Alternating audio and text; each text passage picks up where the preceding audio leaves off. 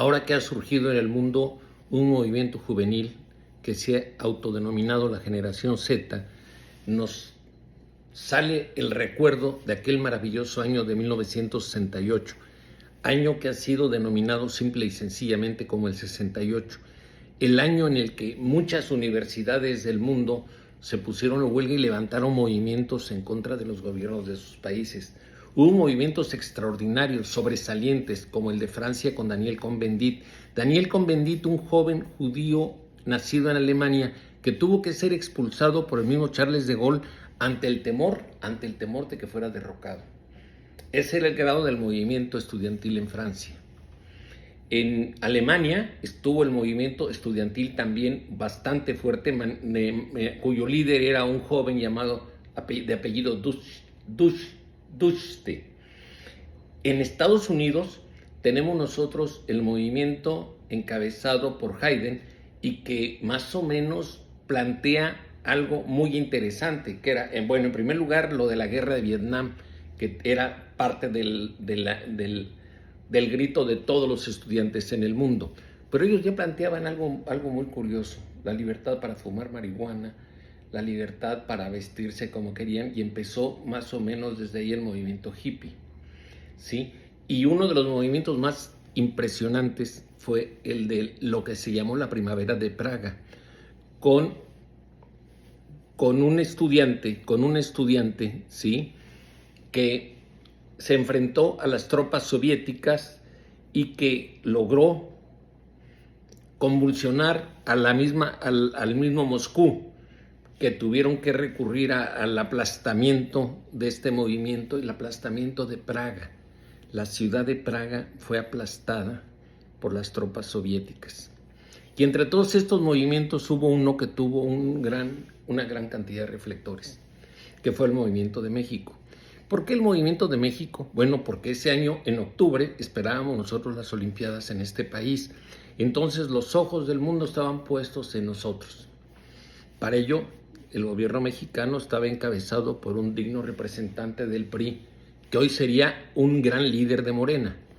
Era el presidente Gustavo Díaz Ordaz, y su secretario de Gobernación, que era Luis Echeverría, los cuales culminaron el movimiento y lo terminaron fácilmente con un aplastamiento, con la muerte de muchos estudiantes en lo que se llamó la matanza de Tlatelolco, evento que sucedió un 2 de octubre de ese año del 68.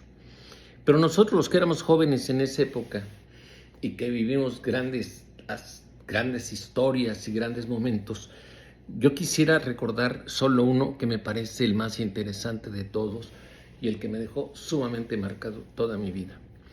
Resulta que en uno de los movimientos que hacíamos, que eran más o menos cada 8, cada 15 días, íbamos todos caminando por Paseo La Reforma y llegábamos hasta el Zócalo, donde gritábamos improperios y hacíamos lo que queríamos.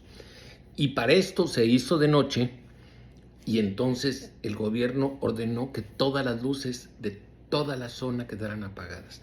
Quedó apagado el Zócalo, desde luego, y llegamos así en plena oscuridad. Seguían entrando los contingentes, algunos prendieron fogatas, otros prendían algún cerillo. No había teléfonos celulares para prender la lámpara. Estábamos todos a oscuras y un poco ya inquietos sobre qué es lo que seguía. De hecho, se temía y se rumoraba, y algunos gritaban eso, que iban a entrar las tropas por las calles. Era una época en que no creímos que el ejército jamás nos iba a atacar. No le teníamos miedo al ejército. Creímos que no iban a disparar nunca. En Tlatelolco nos demostraron que sí podían disparar y que sí lo podían hacer a mansalva, como mataron a muchos estudiantes. Resulta que estando en esa plena oscuridad del Zócalo, un poco inquietos ya todo mundo, tratando de tomar una decisión para ver qué hacíamos, en eso empezaron a doblar las campanas de catedral. Doblaron las campanas de catedral y se empezaron a iluminar las luces de ese templo. Automáticamente todos los estudiantes empezamos a cantar el himno nacional. Nadie lo indicó, nadie lo orquestó, nadie lo puso orden para llevar a cabo ese himno. Yo creo que es el himno nacional más maravilloso que he escuchado en mi vida. Las lágrimas se nos derramaban al estar oyendo el himno, y ver la catedral encendida y las campanas sonando, las maravillosas campanas de nuestra catedral. Después supimos que funcionarios de la propia iglesia habían permitido que estudiantes entraran a realizar este acto. Y ese fue uno de los momentos más maravillosos que vivimos nosotros. De tal manera que ahora que vemos a los jóvenes zetas que están entrando en este mundo de la lucha social, pues les damos la bienvenida y realmente los envidiamos. Pero trataremos de estar a su lado, aunque nosotros seamos la generación, si no Z, seremos la generación Omega 68, porque ya pertenecemos a una generación muy antigua. Que tengan bonita noche.